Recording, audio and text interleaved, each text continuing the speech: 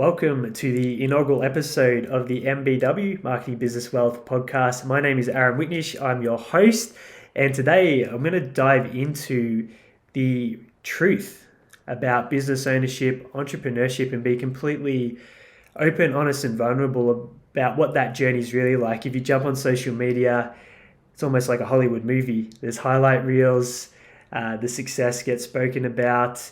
But to build a company from the ground up to any level of freedom and profit that changes your life usually comes with lots of variables, lots of stress, lots of pressure, lots of events that the average person probably isn't prepared to tackle in their life. And I don't want to sugarcoat business ownership or entrepreneurship. I want to talk about the truth. And to set a frame and foundation for the future of the show, we will be getting guests on. Some episodes will be myself talking about my own experience building our company. And we also have a startup that commenced a few months ago and how that's going from the ground up with all the lessons and leverage that I can take from the 12 and a half years of building the first company. And my wife also being a business owner herself, being a father, having all those variables in life and documenting that, and then bringing on other experts in those areas of marketing, business, and wealth to pick their brains and extract as much value as I can for you. So if we go right back to the beginning, 2006 was where I first got serious about taking a leap into business ownership, and I brought a magazine called, I think it was Small Business Opportunities, from a news agency up in the small coastal town of Malakuta. So I was in thongs, board shorts, a singlet. I was like, I got to learn how to run my own business. I was working in retail in a supermarket at the time, but I always had this drive to start business, to be an entrepreneur, to make money. That was ingrained in me from as early as I can remember. And so in that magazine were all these different opportunities, very well-written marketing, and I dabbled in several of them very unsuccessfully. And that's usually what happens when you dabble. Not to say that those opportunities wouldn't have worked, but back in the days where you would write a very compelling headline about getting rich or making money, that's appealing to, I would have been 20 years old at the time, I believe, or 19 years old. And if it didn't work straight away, I basically quit. My next foray into business was I Googled start a business online back in one of those really chunky computers that you can imagine back at my parents' house, and a DVD came up and it was free. And it talked about starting an online business, and I ordered that DVD, and it was 3 hours long, and it went into a whole variety of different business opportunities and money-making opportunities. Obviously, it's part of a marketing plan, but that's where I really got my mind open and expanded to what's out there, and being online and using Google, and there wasn't the social media platforms that you see and use so freely today when I was doing this, but I knew there was so much potential, and if I could work out how this online world works, that seemed like the right place to have a business at that point in time. So one of the things I did back then that was a massive failure was I decided I was going to go into the healthy chocolate business. And back then the Australian dollar versus the US dollar was even weaker than it is now. So I was importing this chocolate made from acai, so supposedly healthy, inverted commas, to sell in Australia under the guise of it being healthy chocolate, healthy treats that you can eat every day. So it's cost a fortune. And of course, no one's going to buy that chocolate. It didn't taste that great, being healthy chocolate. So I remember having all this stock at home, chocolate protein bars, all made of this acai stuff, and spent all this money on it. And I ended up having to eat my own stock. And I don't think I made any money out of that venture. In fact, I've struggled to give any of the chocolate away. That's how unsuccessful that was. And my friends still remind me of that effort today. So that was one of my first attempts with a product. But what I did was I did find some mentors, and I invested in some training and courses just to learn the online basics, how to set up websites, how marketing worked back then, which was a lot more straightforward than it is today because there are only a few platforms. It was very cheap to advertise. So what I would do is I would buy the licensing rights to digital products, so ebooks, anything of that nature in niches. So anything from coffee to fishing for bass to online money-making opportunities. I'd build websites and I would run Google advertisements to these sales pages to sell these digital products. And that was where I really first sunk my teeth into online marketing, and I built the foundations to the companies that we have now that are marketing agencies. So by mucking around and spending hours doing that, which I really enjoyed, that's where I learned a lot of the skills and strategies and things like writing sales pages, setting up ads, how that all works, generating traffic through that process. But again, if the product didn't start making money in the first week, I'd move on to the next product and wouldn't put much time into it. So there was a lot of avoidance going on early in that journey. And I made a few sales, maybe a few $100s in a few of the niche products that we went into. But it was a real learning curve. And I spent a lot more money on hosting and online tools and softwares and the coaching and courses than I was bringing in from the online product sales. And then I set up a membership site, and this too was relatively unsuccessful. I did get a few friends and family that I convinced to sign up at the initial membership fee, which is a few dollars a month, and I think they stayed on more as encouragement, which I'm forever grateful for, and maybe one or two of the outside world that weren't in my network to sign up for that. And that was the first attempt to get continuity money, so where people pay on a recurring basis so you can build up a residual cash flow stream. And the strategy was probably right there because I'm a big proponent of having a product or service or solution that has continuity built into it, where people reorder, whether it's to replenish stock or it's a subscription-based service, whatever it is, so they come back and keep rebuying. So you've got measurable cash flow in the business to grow moving forward. So did a little apprenticeship there and, of course, lost money. And then I set up my first company, which has morphed many times into what it is today, in 2010, 12 and a half years ago. And I had enough online skills at that point that I knew I could help people get things set up online. I knew I could create traffic. I knew I could write some copy. So initially it was a mini consultancy that were helping people take an opportunity or take their business into the online space, and I charge by the hour, which again is not a very productive model because you've only got so many hours and it's not very scalable, and you have other people billing out those hours, which I learned pretty quickly. We built a couple of websites. Nowadays you can build websites very easily. There's a lot of templated solutions out there, drop and drag. Back then you had to have a little bit more skill. So again, this was useful because there are a lot of people where getting a website was more challenging. So it was solving a big problem, and we might have got a handful of clients out of that process. But in the first 3 years of building the company that we still run today, there was no profits. I had no idea what I was doing. I was in over my head. I didn't understand compliance. I didn't understand taxation. Any form of accounting I did would be to copy the bank statement into a spreadsheet and give it to my accountant at the end of the financial year. And then they would tell me what I had to do. There was always a loss, so I didn't have to do much. And by year 4, that's when we started to make some money. And because at that point in time, I didn't have a lot of overheads. I didn't have a family. I hadn't met my wife. My cost of living was a few grand a month.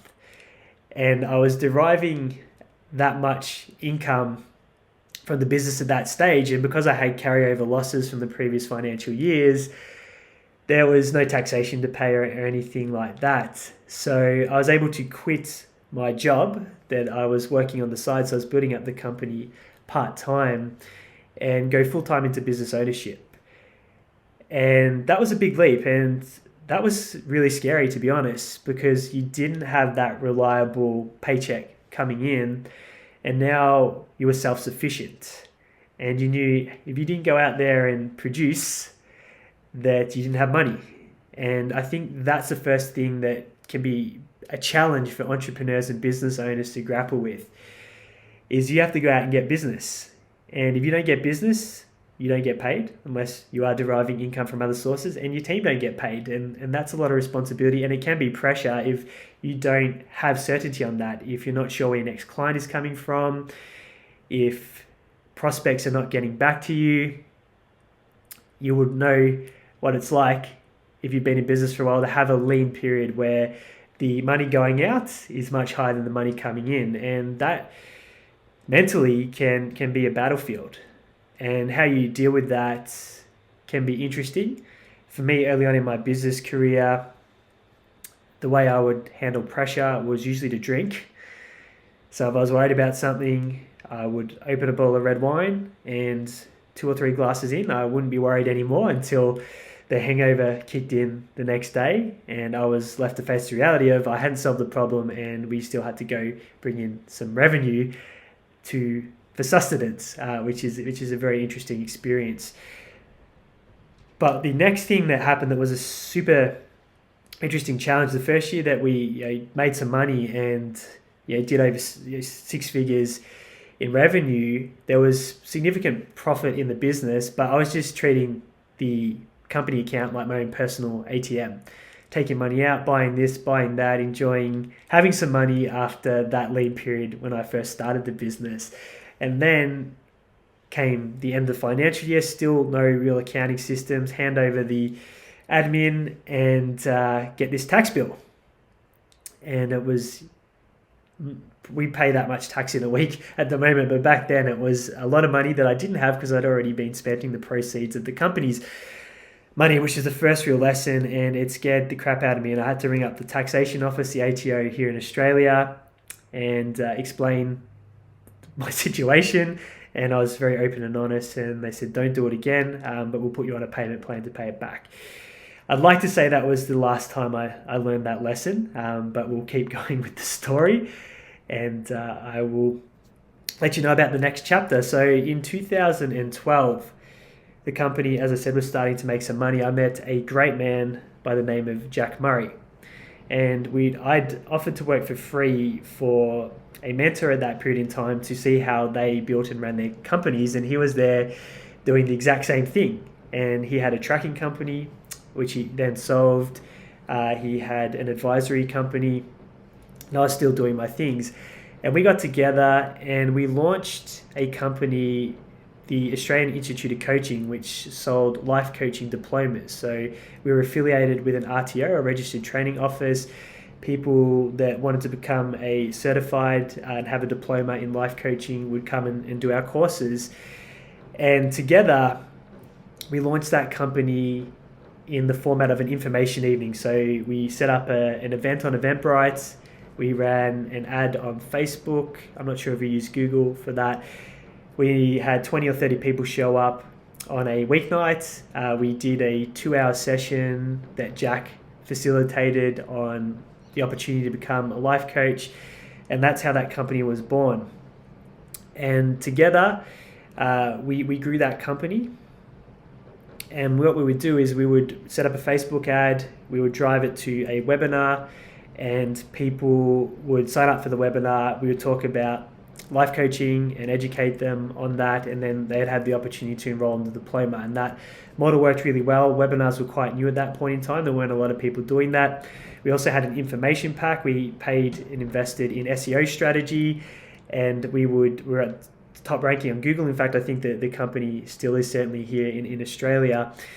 And people would find it in the search engines. They would order an information pack. They would speak to one of our course consultants, and we would enroll clients that way. So that was the business model. Now, being a silent partner in that business, I stepped away from that company in late 2013. And I'd actually met my wife, the Queen, Paula Bailey, through that business, who actually came to one of the online webinars, which is a story for another day. It was interesting. As the business grew and we started putting in serious hours, and we had tons of leads coming in, we started to make some serious money. I think it was September of 2013, we had a month we did about 120, 130 thousand in sales. So the business was growing very fast, and I hated it, and I didn't want to do it, and I was falling out of love with it because to be honest, I wasn't that passionate about life coaching diplomas, and we built this machine, this weapon. It was a great business. So I stepped aside, and Jack continued to grow that business successfully. And that business was then sold in, I believe it was 2016. And that's now owned by someone else, and it still runs successfully today. So that collaboration was a startup from scratch with an information evening all the way to an exit in 2016. I was brought back in, involved in the selling of that business, which was an education. So that was a company outside of the company that I've been running for 12 and a half years. That was a part of my business journey. But it was also a lesson in that you can be making money and have ticked that box, but not have any joy and no fulfillment if you're not doing something that lights you up and that you love. So there was that. When I met my wife and we started dating, that's when the responsibilities started to step up financially. My wife's older than I am. We wanted to get a place together, move in together, do all those things. And the small amount of money I was paying out of the companies or using as an ATM, it was very good for a single person, but not great for someone that would be wanting to show the capability to raise a family and be a responsible male contributor to his queen.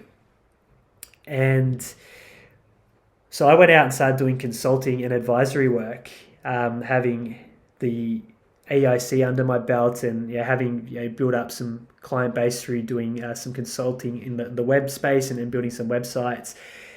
And we built that up relatively quickly as well. And we had a number of clients that paid for 12 months of advisory, and there were some service elements into that. And I think in our first month of that process, we might have done roughly $40,000 in cash collected. So that was a nice transition, stepping aside from the life coaching business. But again, wanting to play hero, I was distributing all the money out to myself and the queen, and try to fund this lifestyle, which was choking the business and the business's financials. So at that point in time, I also had a very big ego around investments, and I'll do a whole other episode around how I stuffed up and went to zero with my wealth creation strategy, and even below zero, and got into some serious debt, which is a really powerful story, and I'm glad I had that experience. But I was also recovering from that. I'd made some terrible investments in the overseas property market, in the US property. I'd bought some property options which expired and were worthless and wiped out my superannuation. I'd made some terrible stock investments, buying options that didn't go well, and wiped out every bit of money that I had behind me at the time, and also had some expenses for these US properties coming off credit cards, and racked up this significant debt, tens of thousands of dollars. And like I said, I was taking all this money out of the companies, trying to be a hero and fund things that we weren't in the position to fund. And the consequences of that is I started going backwards very, very quickly. And that took a emotional toll. And I didn't want to admit failure with these investments, so I didn't unwind them and exit them. I just let them keep bleeding money. I was still pulling all the money out of the companies rather than managing the money and having a system for that to try and maintain what we had. And it spiraled out of control very quickly, and tens of thousands of dollars in credit card debt, ATO debt, again, because I'd taken the money out of the company for the second time, hadn't left money in there for taxation, and couldn't pay the taxation bills, had to call them up despite saying I wouldn't do it again, and negotiate a payment plan because we didn't have the money to pay them. And maybe you've had a similar experience in your entrepreneurial journey. And that period was probably when I started to lean into sedation. And when I talk about sedation, it is going to a strategy to block out the pressure, block out the pain, block out the frustration at yourself. And for me, that was binge drinking. And I would drink red wine. So anytime I felt pressure, I felt scarcity, I was worried, I would turn to that. And those of you that know me, that have tuned in for this first episode and have been around me under the influence of a lot of alcohol, there's two ways it can go. It can either be very chirpy, very happy, but also with a lot of ego that probably isn't warranted based on the situations I was in when I was turning to alcohol. And the other one was quite nasty and very pessimistic. Like I said, a lot of scarcity and not nice to be around. And when you can go into either two of those places and move between those two places in a night, it's a recipe for disaster, especially if there is a lot of pressure and a lot of scarcity going on in the business development, and you're doing it frequently. And it wasn't nice for the Queen when I was choosing to do that strategy of sedation. It wasn't nice for my family, and it wasn't nice for my friends. And I didn't lean into that for quite a while. I kept turning to that as a strategy to cope with the pressure of building a company. Now, business doesn't get easier as you grow. So as we started to build, I started to remove elements of my role inside the business, and we started to morph into a marketing agency where we would do done-for-you marketing services. Initially, it was advertising campaigns, setting up websites and generating leads. And through that period was when I started hiring contractors to get help. So I was getting myself off the tools a little bit, but then you're starting to take that money, reinvest in the business. Now, again, I'd built that financial hole in the companies through my investment decisions and using the companies like an ATM. And at one point, thank goodness for my parents, I mustered up the courage through the advice of a mentor to say, can you spot me a loan just so I can tie up some of these debts and get back to square one and start over again. And they were so kind in that they believed that I could do it and rebuild, and they were able to lend me that money and give me that opportunity to sort of few those things out and go back to square one and square up some of those debts, and obviously have to pay them back over time. Now, we got to that point, and then I became a father, and that journey of fatherhood was a whole other event in itself. And maybe 6 months into the pregnancy, we went in for a checkup, and they were doing the scans, and they were checking out our little man's his heart, and they noticed something they were a little bit concerned about. And naturally, as a soon-to-be parent, anything in that realm is terrifying. So we got that news that they want to keep an eye on something. Don't be overly concerned, but we will be watching it. So it's hard not to be concerned when you're going to be a parent. Anyway, Bailey comes into the world as an emergency C-section. We went in for a checkup with our obstetrician, and we're about 4 or 5 weeks away from the due date. And she says, this baby's got to come out today. And I wasn't mentally prepared to become a dad in that moment. It was thrust on us, and we weren't expecting that. So Paula, the Queen, goes into emergency C-section. I'm trying to navigate this whole event, and I'm becoming a dad here and now, and she's dealing with her thing with becoming a mother. And 2 hours later, we have little B. He's born into the world. Now, that's a whole new layer of pressure thrown in on what I've just spoken about with some of the financial things going on, that fortunately my parents had stepped in to help out while I rebuilt and got things back in order. Anyway, they did it. So the stressful birth, we got Bailey home after a week where he was in the nursery where they keep all the newborns that need to be monitored and so forth, and then they're going to do more checkups. And so we do some more checkups and tests, and they say, look, we want to do a genetic test, and we want to just rule out the possibility of this diagnosis. And we go, fair enough. So we take Bailey in, he's 4 weeks old, and we get a blood test and don't think much of it, go home, and we're waiting for this result.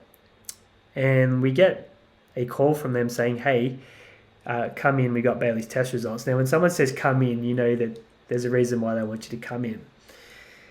And we get sat down, and they just pass a piece of paper over the table, and they say, they give us this diagnosis that I'd never heard of, and I'm not choosing to name what the diagnosis is on the podcast yet. We're both agreed that it's Bailey's journey, and we want him to share that in the future if he wants to.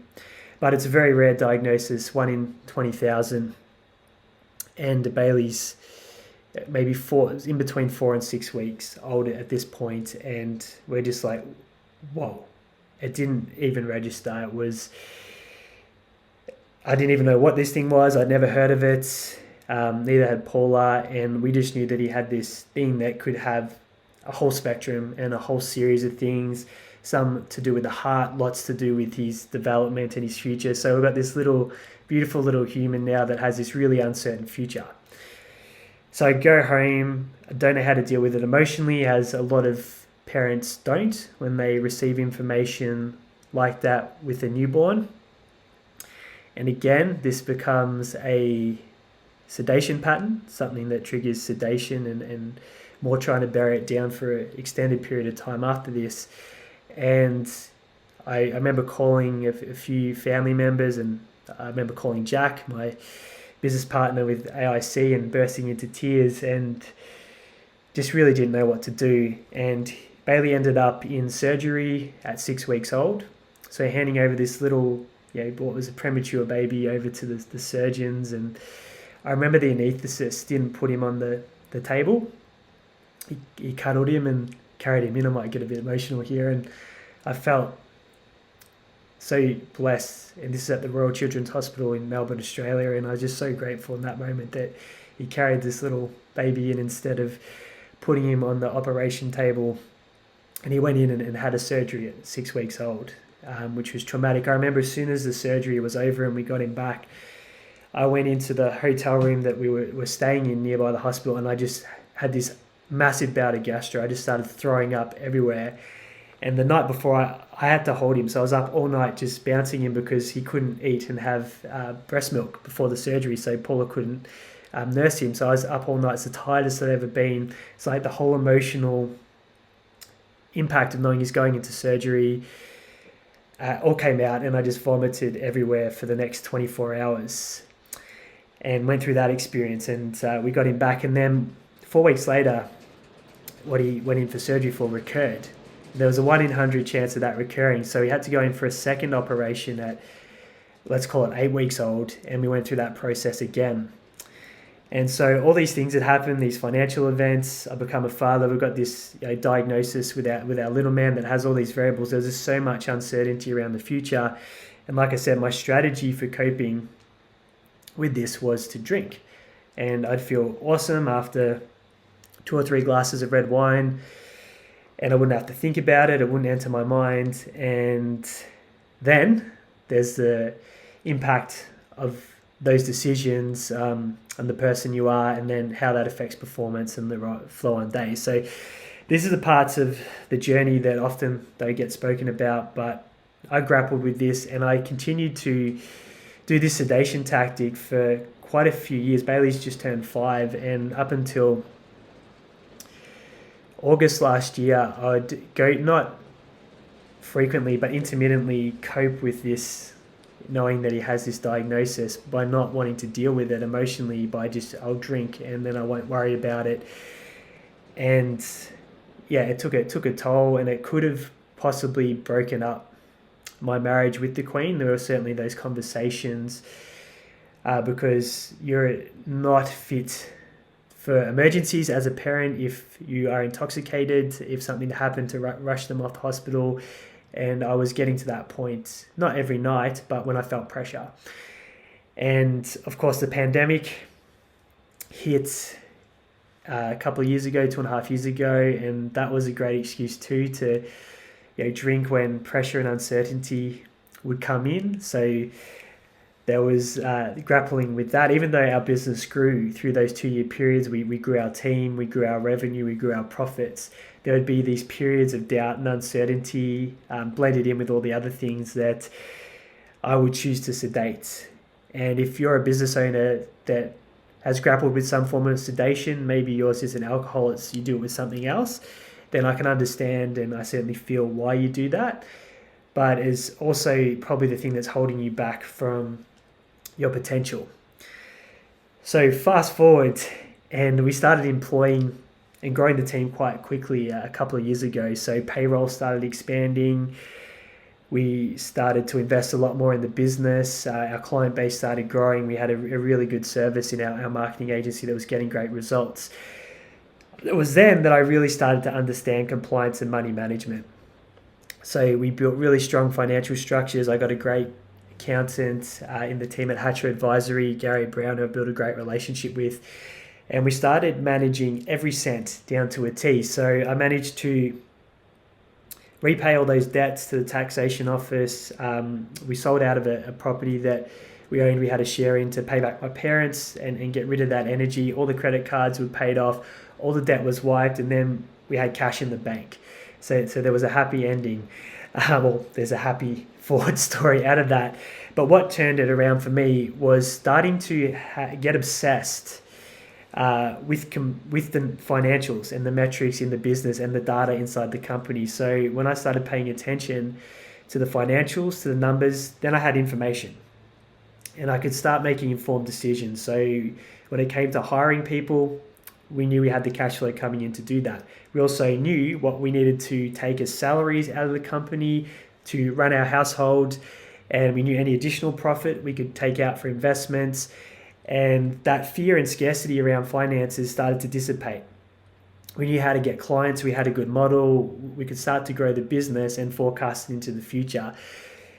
And once I started to achieve a level of financial success and move out of that scarcity state, even though we'd made lots of money over the years, I just didn't manage it well.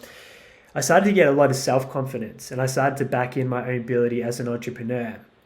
And then I realized the biggest thing that was holding me back in August last year in 2021 was the drinking. And I made a decision that I would stop drinking alcohol altogether on the 8th.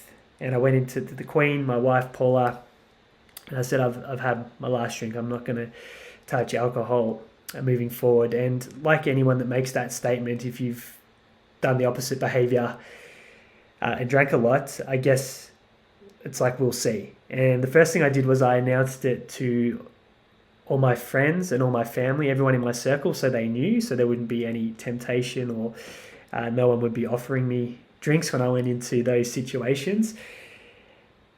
And once I made that decision, my mind clicked. It's almost like it knew that we'd made the decision and we were good. And I was okay with it. And I was fine not drinking.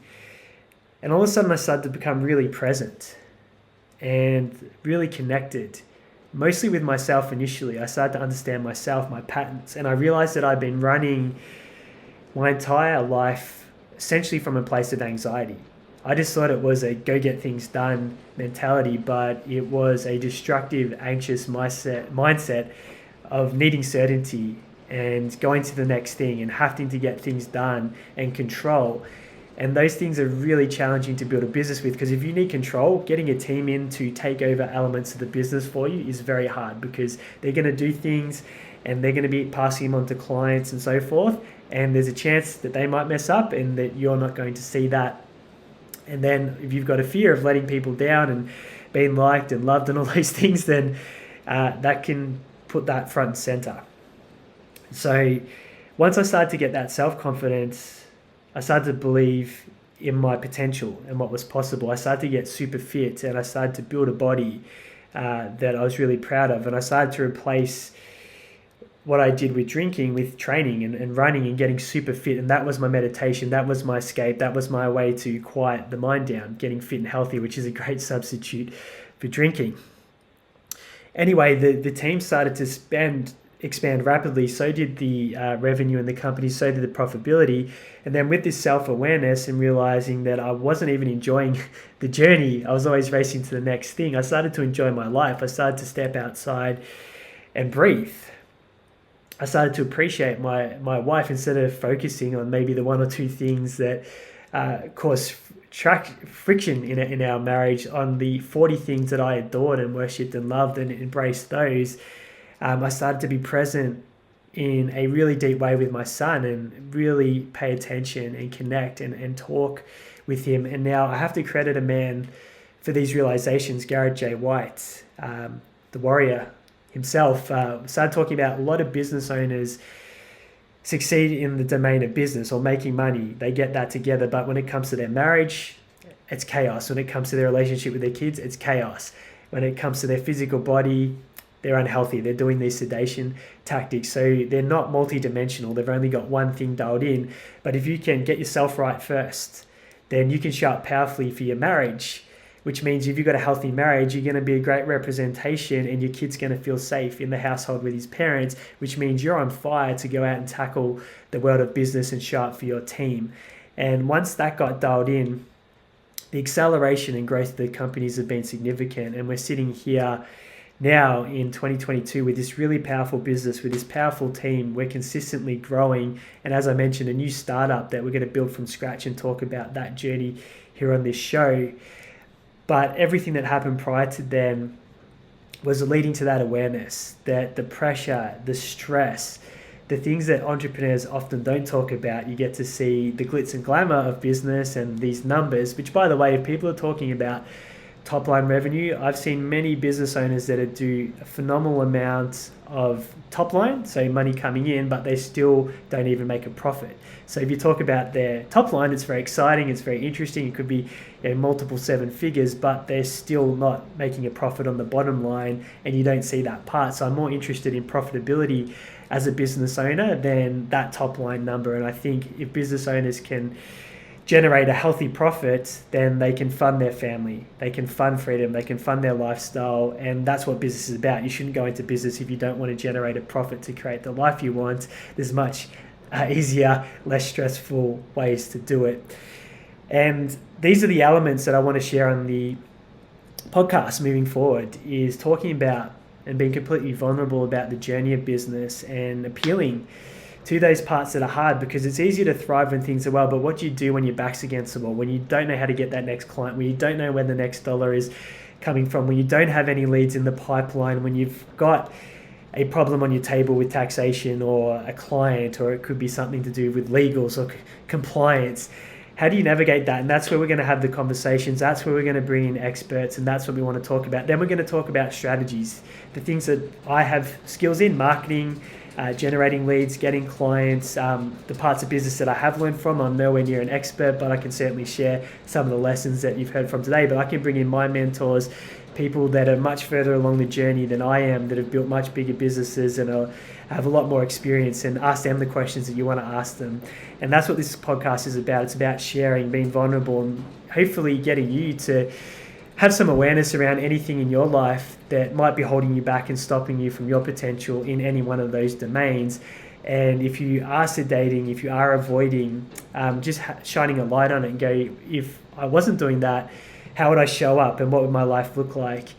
And if that's the takeaway and that's what it achieves with a handful of people, then this is going to be a very worthwhile exercise. But I just hope you get a ton of value out of tuning in. I've just riffed today, so I've just shared and pulled out parts of my story that I hope you connect with. It might have been all over the place for all I know. But if some of it hit home, if some of it resonated, make sure you subscribe and follow the show, because we're going to have more of these conversations. Like I said, it won't always be like it was today, but I'll try and include stories, I'll try and include strategies, I'll try and bring in the experts and make it worth your time investing in. So wherever you're listening to this from, it's the inaugural episode. I'm sure they're going to get really, really good into the future. We're just dipping our toe in the water was what I'm looking for with this first episode to get started. Next week, I'll have the first guest speaker on. I'm going to dive into a more practical episode and help you maybe look at strategies to get clients through marketing in that conversation. But I want to share some of my journey, and I'll share plenty more of that on the show. If you've got any questions, or you want to tune in, or you're dealing with something and you want someone to speak to that you feel like might understand it based on hearing my story, don't hesitate to check in. But thank you so much for your time, your attention. I hope you took something away, and I look forward to serving you again on the next episode.